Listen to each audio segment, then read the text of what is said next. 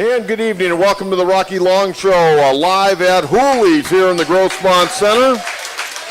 We had a great first week last week. Tonight our second broadcast of the Rocky Long Show, and we'll finish the month of September on ESPN 1700. And then at the conclusion of Padre baseball season, Rocky Long Show will be every Wednesday night on the Mighty 1090. We do have a call-in number for you tonight, 866-405-1717. Aztecs played their season opener last Saturday night at Qualcomm Stadium.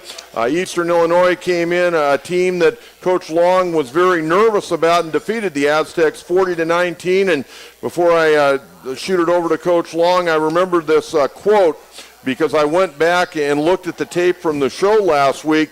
Rocky Long's comment on the show and his first opening comment last Wednesday night.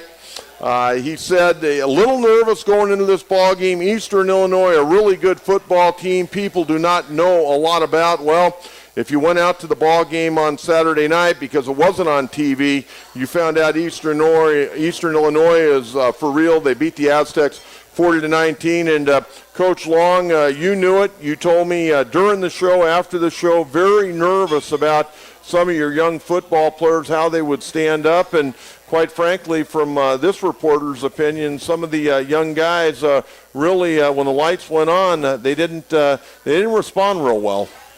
Well, they didn't, but when you have young players, you kind of expect that. The most disappointing part of it was some of our veteran players didn't play very well either. And when you have that kind of poor performance, everybody can take credit for it. I mean, obviously, we didn't prepare them very well. We didn't coach them good enough, and some of our veteran players didn't make the kind of plays that we're used to them making. And what happens is that the other team played harder, played better, played smarter, and they won the game.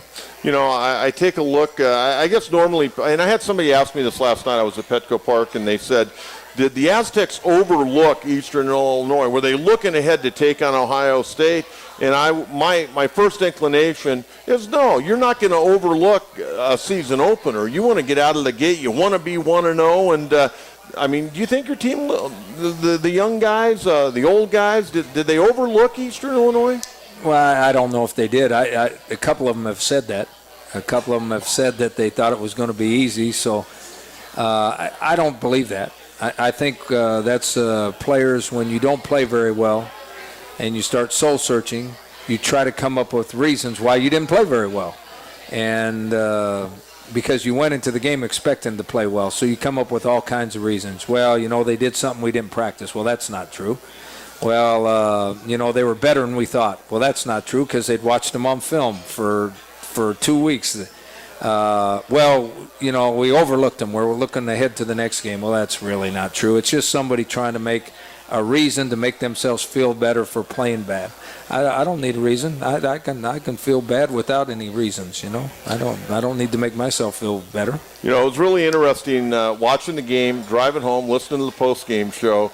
I mean, I love your honesty. You go, we played terrible, we coached terrible. And I want to ask you about, after a tough game like that, a disappointing start to what everybody's hoping is going to be a promising season, you obviously talk to your ball club about it, and they're trying, hopefully you're going to learn something from it as a team. But how about your coaches? What do you say to your coaches when something like that happens? Mm-hmm.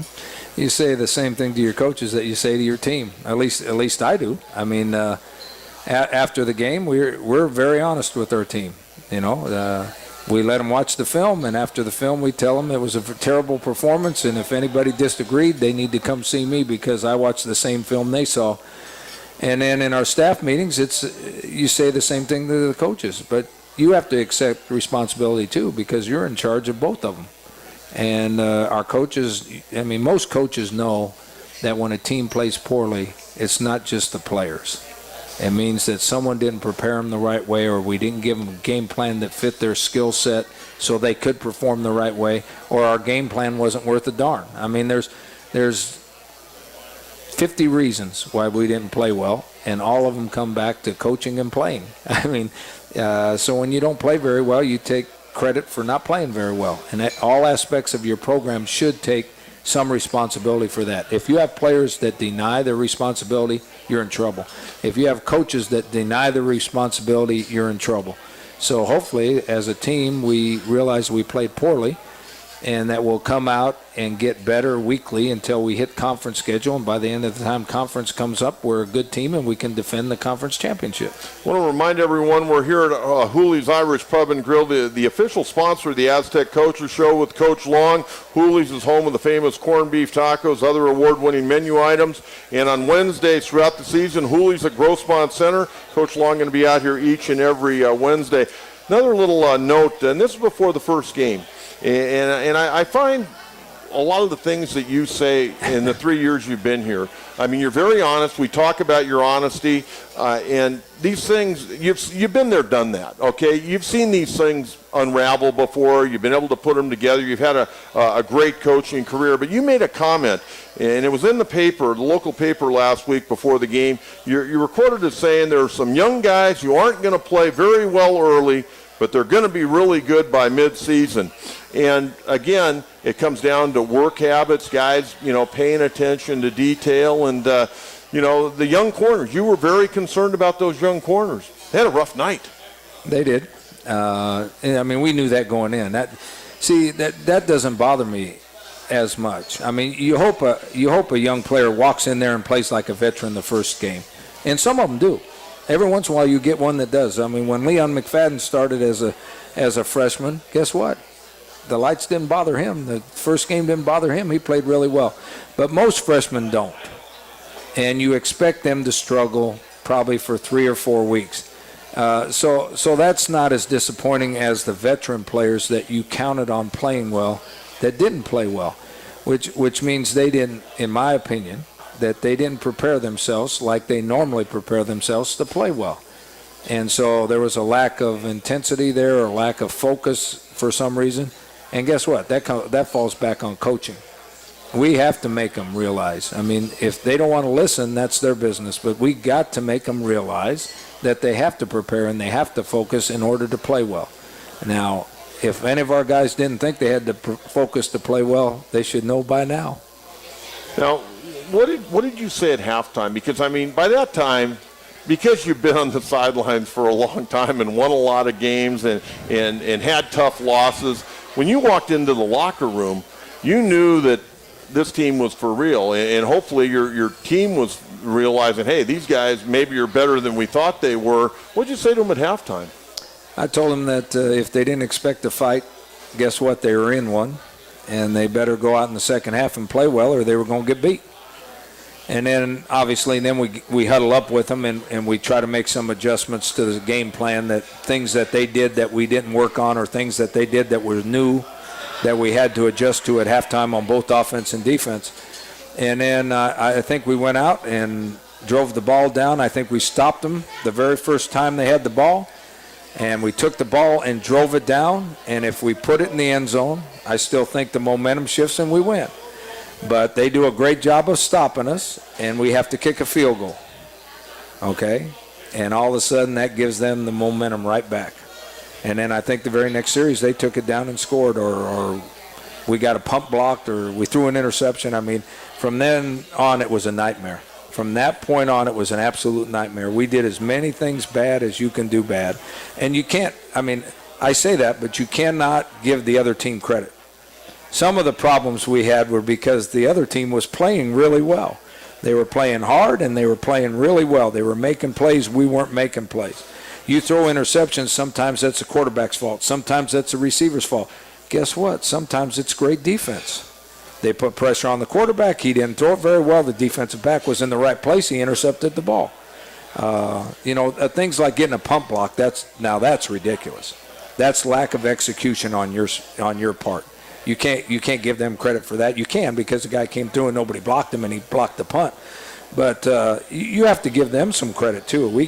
We can sit here and say our team did this and our team wasn't focused and our team. I mean, we can make a million excuses. Guess what? We played bad. They played better.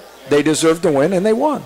Let's talk about your quarterback, junior Adam Dingwall, 27 of 63, 318 yards, 4 interceptions, fumbled the ball 3 times, lost one of them, 63 pass attempts. That's not a typical Rocky Long club. No, and I have great faith in our offensive coordinator. He calls the plays, and I don't ever call a play. Some of that was we were struggling. Adam Moema got hurt. We were struggling running the ball, and some of that was late in the game, and we got behind. 63 or 4 passes, I think, is a school record. That's the most passes by an Aztec quarterback ever thrown in a game.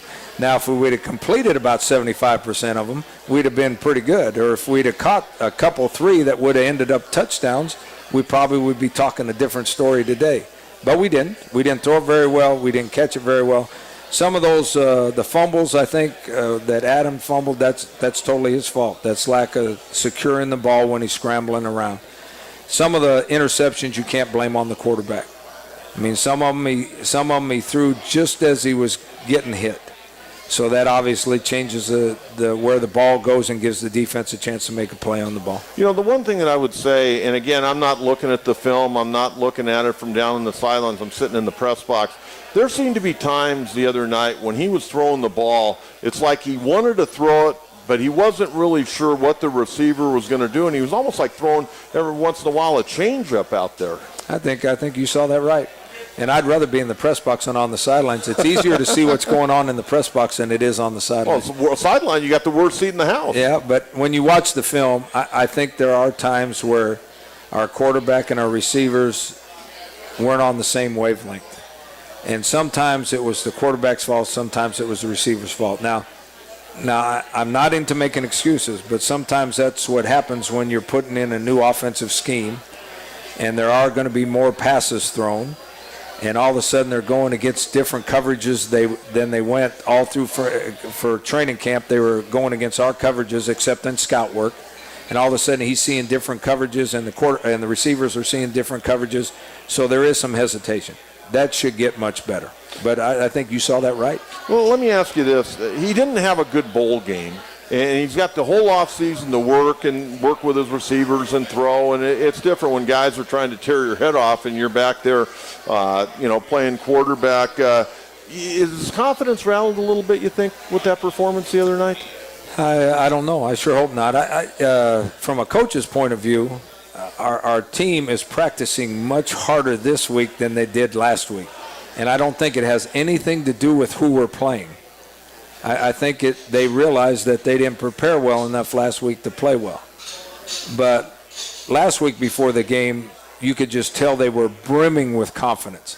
Maybe too much. Now, that's just my observation. Maybe they were too confident about that game. They were brimming. And this week, you see a little, I'm not sure of myself. We think we can play, but I'm not sure. So as a coach, that's my biggest concern. I know we'll get them back eventually, but sometimes you don't get them back right away. I mean, good things, for you to get your confidence back, good things have to happen. You have to go out and make some plays. You have to do some things well, and then guess what? Your confidence comes back. But until you do that, your confidence doesn't come back. We're visiting with Coach Rocky Long here at Hooley's Irish Pub and Grill each and every Wednesday night. This week on ESPN 1700. We'll take our first time out. When we come back, we'll find out the condition of running back Adam Moema, find out if somebody stepped up to back up Adam in that key running back spot. We'll talk about the offensive line, the wide receivers. A little bit later on, we'll get over to the defense, special teams, and take a look at the Ohio State Buckeyes as we work our way towards 8 o'clock tonight. John Quintero, head coach Rocky Long with us till 8 o'clock right here on ESPN 1700. Please, if I could, thank you. It's not the same as baseball. And welcome back to Hooley's Irish Pub and Grill in the Grossmont Center. John Quintero, head coach Rocky Long and the San Diego State Aztecs. And want to remind everyone, tickets are still available for the Aztecs' next home game on Saturday, September 21st, as the Aztecs welcome in Pac-10's Oregon State Beavers. Head coach Mike Riley, the former head man of the Chargers. Kickoff takes place at 4:30. Tickets for the game start at only $16 to purchase tickets. Call 619-283-SDSU or log on to goaztecs.com. And Mike Riley's probably sitting in his coach's show answering a lot of the same questions you are after getting beat by Eastern Washington. Yeah, that was a shootout, too. I don't know. What was this? I think it was 49-46? Yeah. Something like that, yeah. It's an interesting deal. I think that it's not I'm going to call it 1AA. They don't call it that anymore. But the football subdivision, right? The 1AA teams are improving dramatically, and they've been improving ever since they reduced the number of scholarship that Division I schools could have. And they have some excellent coaches, and what's happening now is they end up with some unbelievable quarterbacks. And when one of those teams, like the quarterback we played, was a darn good quarterback. Yes, he was. Well, Eastern Washington has a great quarterback. And with the new spread offenses, when you spread from sideline to sideline, there's so much room for those receivers to work, and kids are so much better at throwing and catching now than they used to be, because they start throwing like in Little League, and I'm not talking about baseball. In Little League football, they are throwing the ball around. They have 7-on-7 teams. They travel with teams and play. So they're throwing and catching it so much more now. They're so much better at it. And then they spread you from sideline to sideline, and then they start picking you apart. And the only way to resolve that problem is pressure on the quarterback. If you can't get it with the four-man rush, then you got to blitz. Well, now you got one-on-one situations out there with the whole field to cover, and now if you can't get to the quarterback quick enough, the receiver has all the advantages. If you play zone, you can make them hold the ball a little bit longer, but if you can't get to him, eventually someone comes open, and if he's a good quarterback, he throws it in the spot and they catch it. You know, talking about the football subdivision, and I always want to call it 1AA. That's what I call it. We've done it for years, but there were 8 1AA subdivision teams that beat Division I opponents last weekend. I watched a little bit of that North Dakota State, Kansas State game, and there were a lot of the same guys on that North Dakota State team that you guys played, and those guys went into Manhattan and took down Bill Snyder's ball club. And the most interesting thing about that whole deal, not only did some of us lose to those teams, those were 2 top 25 teams. Oregon State was in the top 25, and Kansas State was in the top 25. I mean, I think they have great football teams, but they got beat by those teams. Well, the one thing I think sometimes, like Eastern Illinois, and we'll talk about Dino Babers. He went in there and took a team the year before and finished in the cellar in the Ohio Valley Conference. He came in, and all of a sudden, bingo, they win. But a lot of these teams, they get bounce backs that for whatever reason weren't happy at their Division I school. They come back, and everybody goes, oh, well, these guys are little, they can't run, they're this or that. That used to be the case. That isn't necessarily the case in that division any longer. Well, that's the way the young people are now. And I'm not saying it's bad, but they go to some place and they expect to play. And after a year or so, they're not patient to wait around for their turn. They walk in there, they think they're supposed to play as freshmen. They don't play as freshmen. Well, they think they're supposed to play as redshirt freshmen. Guess what? They don't always play as redshirt freshmen. But they're going to be great players as juniors and seniors. They're eventually, well, they don't wait around. They said, the heck with this, I'm going down where I can play right now. So what happens is those schools get players that are just as good as the Division I guys. They just don't have, they have 65 on scholarship instead of 85 on scholarship. Yeah, it's very interesting, and we're seeing that more and more where those type of teams are stepping up and beating San Diego State or beating Kansas State or beating an Oregon State, and 8 teams did that last Saturday. Adam William, 10 carries, net 17 yards, had 1 catch for 14 yards, had to leave the ball game. Back at practice today. Good news. Yeah, he had an ankle sprain, and it wasn't, I almost sound like a doctor, but I have no idea. Whenever a doctor says it's a high ankle sprain, you go, oh, got it, 3, 4, 5 weeks. But this wasn't a high ankle sprain. I guess it was a regular ankle sprain because he could have practiced yesterday. We didn't let him practice yesterday, but he took all the reps today with the first offense, so he's going to play on Saturday. He looked fine to me. He only had 17 yards on 10 carries. Guess what? You can be a great running back and not gain many yards unless the guys in front of you are blocking for you. And I didn't think we played very well. We didn't play very well anywhere, but we didn't play very well up front. Our freshman offensive linemen didn't play near as well as we expected them to. But more important than that, our veteran guys didn't play as well as we expected to. And And they got a tougher task this week. They're playing bigger, stronger, faster guys, so they better come ready to play. How do you deal with that after a first game? I mean, you've been working all off season. You got fall camp. In the big game, the opener, things don't go well. You get beat 40-19. I mean, some coaches, especially young coaches, they want to change this. They want to change that. How do you deal with this? A lot of personnel changes this week, or are you going pretty much with the guys you got and just coach them up? I'm glad you asked that question, because in the press conference on Tuesday, someone asked me, why are you in panic mode? Well, I've never been a guy that panics. Some coaches do, though. I don't. I try really hard not to be emotional on the sideline. Some people say, well, he's got no emotion. I think you have to have a calm demeanor about all this stuff. Now, you do go through a bereavement period. I mean, on Sunday I was really sad. On Monday I was really mad, and on Tuesday I let them have it. But guess what? One game doesn't make a season, and we were talking earlier, I was a player one time too, and guess what? I had some days when I was terrible. I was terrible. And guess what? Competitors, they buckle it up, they go back to work, and they can't wait till the next chance to try to be good.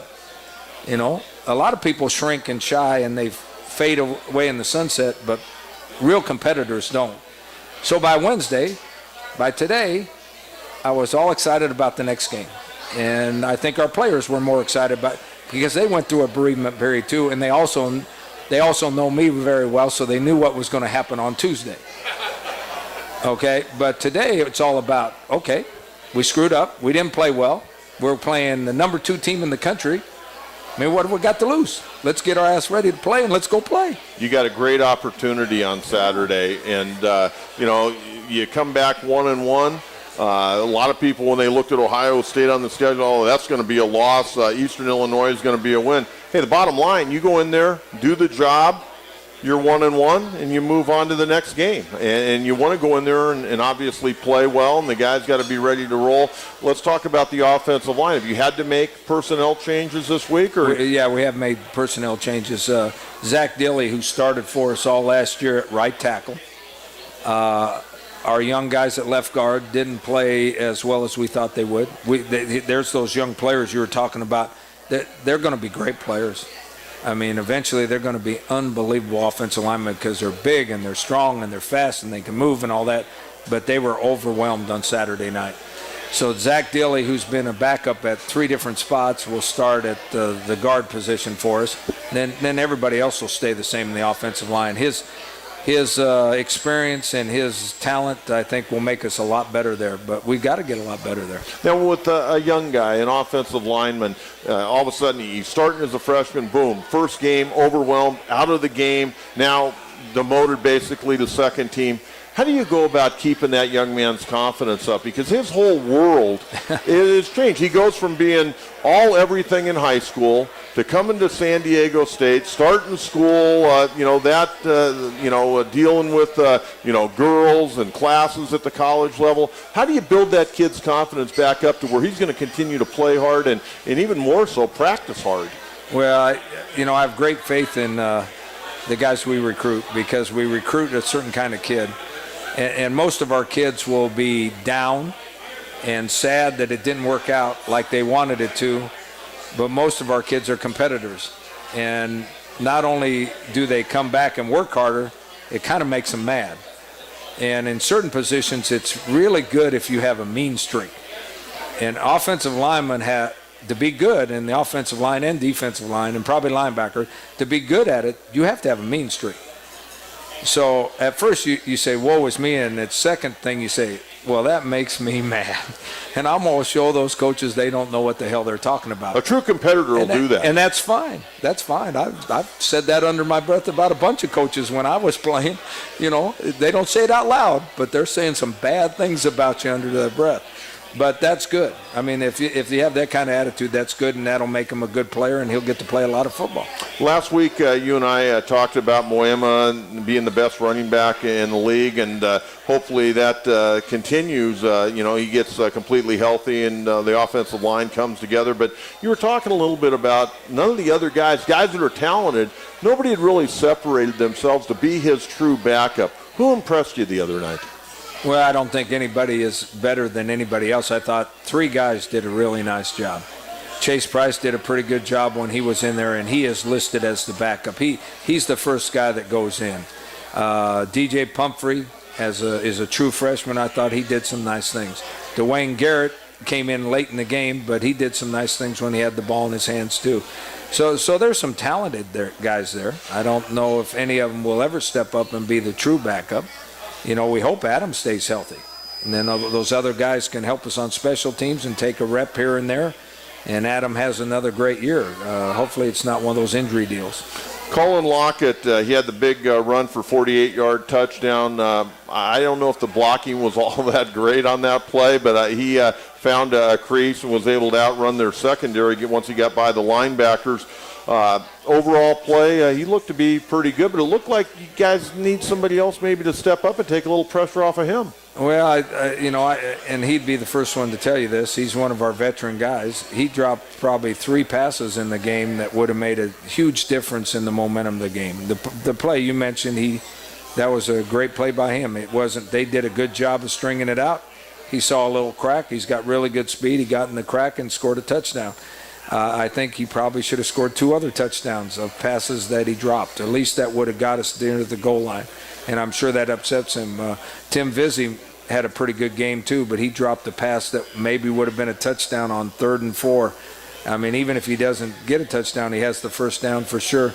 I think we dropped 5 critical passes during the game that could have changed the momentum in our favor, so we got to be a lot better. Well, I agree with that. I mean, 40-19 looks bad on the scoreboard, but when you watch the game, a catch here or a catch there, or not allowing that block punt, and I know that's something I'm sure you guys have worked on and probably made some personnel adjustments this week, but there were just a couple of things. That could have been a different game. Oh, obviously it could have been because we made so many mistakes. If you don't make all those mistakes, it could change the game around. But it doesn't take away that we made all those mistakes. And I think the ones that bother me the most are fumbling, because that's a ball security issue. Every once in a while you can justify interceptions. I mean, a defensive guy makes a great play, or there's pressure on the quarterback so he can't throw it as well. But fumbling's the lack of ball security that we pride ourselves in, and obviously we didn't do that. And then I think the absolute worst thing we did was have a punt block. You should never have a punt block, because you have a scheme that is designed to take care of everything they do up there. All they have to do is count right. All they have to do is count right. They count from the outside in. It tells them who to block. All they have to do is count right. Well, obviously we didn't count right, and the guy came free. So that's a mental error. To be honest with you, you can live with physical errors. If the guy is in the right place and he just doesn't make the play because the other guy at that point is better than he is, he makes a miss, you can live with that. You can't live with mental errors. I mean, if you're supposed to be in the deep third and you're in the flat and they throw a touchdown pass, I mean, that didn't even give you a chance to make a play. Same with the punt block. If a guy doesn't block the right guy and they block a punt, that didn't even give you a chance to make a play. So we had a lot of mental errors in this game too.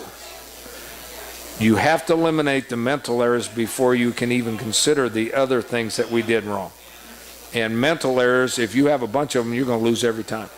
We're going to get into the defense. We're going to talk about their upcoming game on Saturday. That'll be heard on the Mighty 1090, a kickoff right around 12:36 at Ohio Stadium. The Buckeyes coming off a victory last week. And also want to remind everyone out there, if you're interested right now in buying, selling, or leasing commercial property, Quality First Commercial is a full-service commercial real estate firm. Visit their website at qualityfirstcommercial.com. QFC is here for all your commercial real estate needs. We'll take a quick time out. Coming back, another half hour of the Rocky Long Show, live from Hooley's Pub and Grill tonight. Big crowd on hand out here supporting San Diego State and head coach Rocky Long. John Quintero, this is ESPN 1700. Welcome back to the Rocky Long Show. John Quintero here at Hooley's Irish Pub and Grill in Rancho They're in Grossmont Center. They also have a location in Rancho San Diego. Award-winning food, great draft and bottled beer selections, fantastic happy hour specials, and getting here during happy hour, I can attest to that. All the fans rolling in. You can click Hoolies.com for directions and more. Hoolies is the official host location of the Aztec Football Coaches Show. Let's talk about defense. No sacks the other night on the quarterback of Eastern Illinois. That has to be a concern. Well, it is and it's not. I mean, he got hit 6 times. He got knocked to the ground 6 times.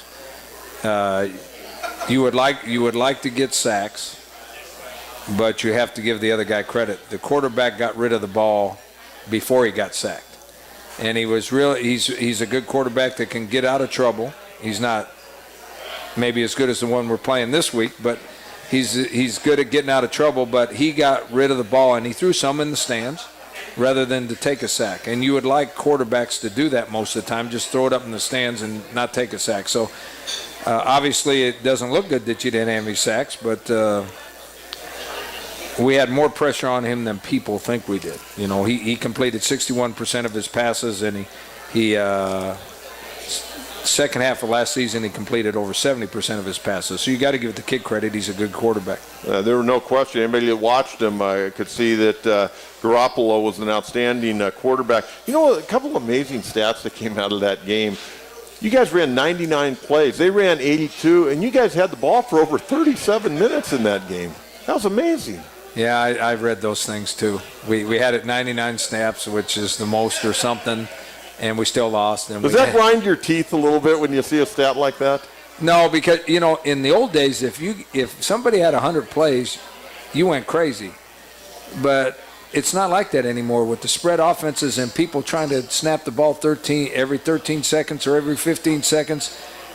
Eastern Illinois, the year before this, averaged 106 plays a game. And so it's not unusual. In the old days, that was really unusual. I mean, everybody was around 60 plays. And if you watch pro football, there's still about 65 plays. In a pro football game, there's 65 plays on offense for both teams. But if you look at college football now, there's probably, so that's 120 plays or 130 plays in a pro game normally. In college now, if you watch, they're all around 160 plays to 200 plays in a ball game. I mean, the number of plays being run in college football has drastically increased. Is that good or bad for college football, for the players themselves? Well, now we're getting into some arguments of Nick Saban and all those kind of things. You know, he's worried about they're going so fast that you can't substitute for the defensive players, so it's putting the defensive players at injury risk. I don't see it that way. I think that there are sports that they run constantly, and they get up and down the court, or they're always running. And with spread offenses, the game is not near as physical as it used to be. There's a lot of one-on-one tackles. There's tackles in the open field. There's a lot of missed tackles in the open field too. But there's not the grinding where you have big piles anymore, where 5 people are driving a guy to the ground. So other than offensive and defensive linemen, I think the rest of the skill players, I don't think it makes a difference. I think there's got to be a rule in there somewhere where you get to substitute offensive and defensive linemen whenever you want to, and they should wait for you, because those guys are still beating on each other. Right. And they're beating on each other 100 times instead of 65 times, and that takes a toll. And that's where depth comes in a big way, you know, and you're seeing it at the pro level, really in all sports now. You might have good starters, but boy, you better have some guys that can back them up, because injuries, fatigue, whatever. And I think we saw it in the first week of college football, not just watching your game, but watching a lot of the other games that I watched on Friday, Saturday, and even on Monday. I mean, you've got to have some backups that can flat out come in and play right away. Well, this time of year you have to worry about dehydration or cramps and those kind of things. And every game I watched, I saw guys that were going down with cramps in their legs and all that. And they do a great job of hydrating before games and everything. But this time of year, even around here, it's hot. You know, we're not used to being this hot around here, but it's hot and humid, and that takes a toll too. But if you could substitute more often, you wouldn't have those problems. Defensive line, how did you grade them out? Well, we're right back to the whole deal. We didn't play well anyplace. I mean, we have very veteran safeties. They didn't play very well. We have young corners, but we didn't expect them to play very well. We have veteran linebackers. Now, we got one of our best linebackers got hurt in the game, Derek Largent, and he's not back this week. He can't play. They think he'll be back for Oregon State. But they didn't play as a whole. They didn't play very well. And our defensive linemen are experienced too, and they didn't play very well. So it's really disappointing. But as we said earlier, I've been disappointed before, and you can't let one loss go into a whole bunch of losses. I really believe that I don't know what the score will be, but I really believe that we'll go in and compete like heck at Ohio State. I think we'll play hard. We'll play as well as we can play and see what happens after that. We've been talking about all the negatives coming out of that loss, the home opener to Eastern Illinois. Let's talk about a couple of the pluses. Your field goal kicker, Wes Fear, 4 for 4 the other night, six kickoffs, 3 touchbacks. He had field goals of 41, 35, 22, and 38. How comfortable distance-wise do you feel with him? Up to about 40 yards. I mean, in practice, he does a really good job. He's very accurate from about 40 yards in. He can kick it further than that, but he gets to be about 50% when you start going 45 to 50. He can kick it far enough, but his accuracy wanes a little bit. And I think that was a very positive thing. Nobody had seen Wes kick before. Nobody, including coaches, we didn't know how he would do. We'd seen him in practice do well, but we didn't know how he'd do in a game. He did very well. The bad part about that is we're kicking field goals instead of scoring touchdowns. Yeah, and I know how coaches feel about that. And also, Joel Alisi, 5 punts, averaged 46.4, had a 54-yarder, 3 inside the 20. The 1 punt got blocked, but he did a good job, it looked like. Yeah, punt being blocked was not his fault. He kicked it on time. No, I thought he did well. And last year we struggled trying to kick the ball and have it land inside the 20-yard line or inside the 10. And I think he did, what'd you say, 3 times? I think it happened 3 times. And so that's a plus. That's a positive. What happened on the 60-yard punt return? They returned we had on 3 you. guys miss tackles, and then he happened to run over Joel at the 10-yard line. Well, you can't expect the punter to maybe grab a hold of the ankles or something. I've been giving him a bad time ever since because he played defensive line in high school. And I said, you let a little punt returner run over you, and you used to be a defensive lineman.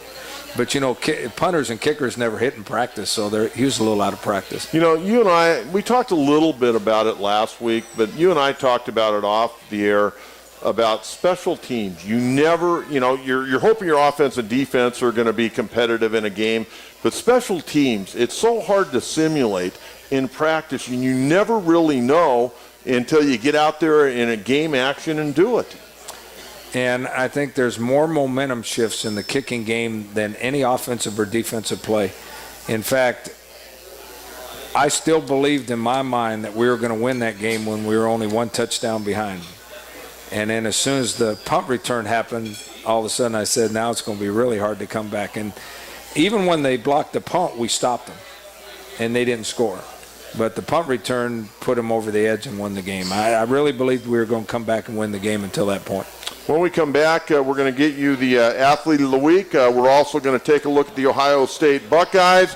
John Quintero live at Hooley's Irish Pub and Grill with head coach Rocky Long. The Rocky Long Show each and every Wednesday night right here on ESPN 1700. And again, once September ends, we will move it over to the Mighty 1090 in the 7 to 8 o'clock hour. Back after this on ESPN 1700.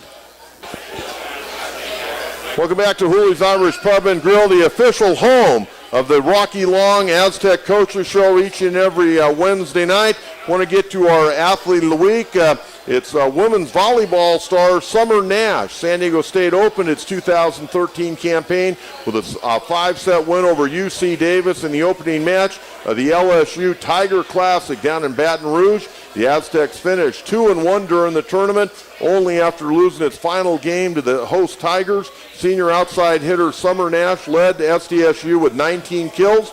She had 6 blocks while also contributing a career-high 3 service aces. Summer finished the tournament with marks of 3.83 in kills, 2 even in digs. Set while leading the team with 5 service aces and was named the all-tournament team. Last year, Nash started over half the Aztec matches and had 2.96 kills per set and was ranked 10th in the Mountain West Conference. Nash, an outside hitter originally from Seattle, Washington, is playing her senior year with the Aztecs and completing her major in environmental studies. Congratulations to this week's Athlete of the Week, women's volleyball star, Summer Nash. Now, I know this time of year it's tough for you to get out and see some of the other sports. Maybe if you want to take a walk in the evening, you're looking at film and need a little break, get a little hydration, and take a little walk. You're a sports guy. I would imagine you try to go out and see some of the other Aztec teams play. Yeah, I think that's the best thing about our athletic department. I think the athletes support each other. I think the coaches support each other. I know a lot of our players go to the women's volleyball games and the women's basketball games. I think the coaches really pull for one another, and I think that's the best part of our athletic department. All right, let's take a look at the Ohio State Buckeyes. They're number 3 in one poll this week, number 2 in another poll, 1-0. They picked up a win last week, and you've seen them on tape. They were 12-0 a year ago under Urban Meyer. He hadn't lost a game. Hasn't lost a game since he's been there. Hasn't lost a game since he's been at Ohio State. That's pretty amazing. That's a great job. He's got really good players. He does a great job of coaching, but he's got really good players. I mean, and I think people start asking you, well, how you do this, how you do that. The only player I know by name is Braxton Miller. That's the quarterback because everything kind of centers around him. But they have great running backs. Their offensive line averages 6'6", and they average 315 pounds. They've got really good 2 or 3 running backs they use. They've got 6 wide receiver they use, and then they put in 2 freshmen. I think they're running backs, but they put them out in the slot and came fly motion and handed them the ball, and they ran sweeps and threw screens to them. The 2 freshmen, one's from Texas and one's from Florida. They're as fast as anybody I've ever seen on a football field. So they're big, they're strong, they're fast, and they deserve that ranking. I remember that fly sweep that used to be run by the New Mexico Lobos. They used to run that all the time. And there was a guy named Marcus Smith from Morris High School that used to run it, and he was really fast, by the way, played for the Ravens for a little while. When you look at their defense, pretty good defense? They get some guys back. Their secondary, they had a bunch of young guys last week playing, and they made some mistakes. And Buffalo had some success. Well, they had 2 seniors, 1 corner and 1 safety that didn't play last week because they'd been suspended for the game. Well, they're both back. All 4 of their defensive linemen are new guys, but they're big and strong. 2 of their 3 linebackers are back. I think with the safety and the cornerback, I think they're going to be much better on defense this week than they were last week. I broadcast 3 of those games, and a couple of them the Aztecs were definitely in. The last one, the last time the 2 teams met, September 17, 2005, Ohio State ranked 9th in the country that day, 27-6. They beat the Aztecs. Aztecs scored on their very first offensive play. Brett Swain caught an 80-yard touchdown pass from Kevin O'Connell. They had an attendance that day of 104,533. How do young players respond to a crowd like that? You got a lot of guys that have never gone into an environment that you're going into, let alone playing a top-notch team. Yeah, the young guys, you have concerns with the young guys. But I'm more concerned that our older, more experienced players treat it like it is. They've been there before.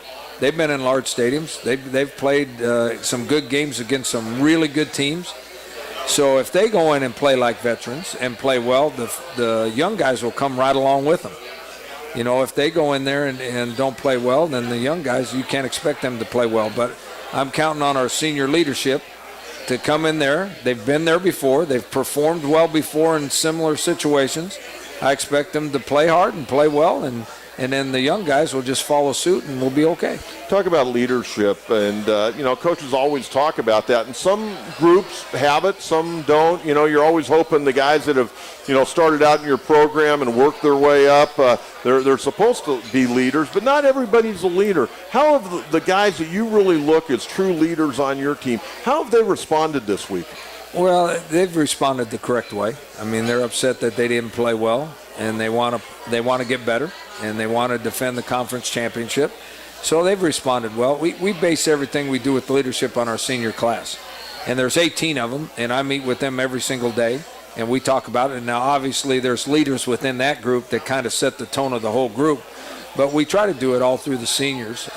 We have some younger guys that are pretty good natural leaders. But I'm going to say it again, it's all about our veterans playing up to their ability. If they come in and play like they can play, we'll be just fine. I want to remind everyone, Quality First Real Estate, San Diego's top real estate company. They can help you buy, sell, and manage San Diego real estate. When it comes to real estate, it's always Quality First. Click qualityfirstrealestate.com. Well, as we wrap it up here in the next minute, kind of for the fans that may be going or just want to kind of know the route. You guys practice tomorrow. You leave what time on Friday?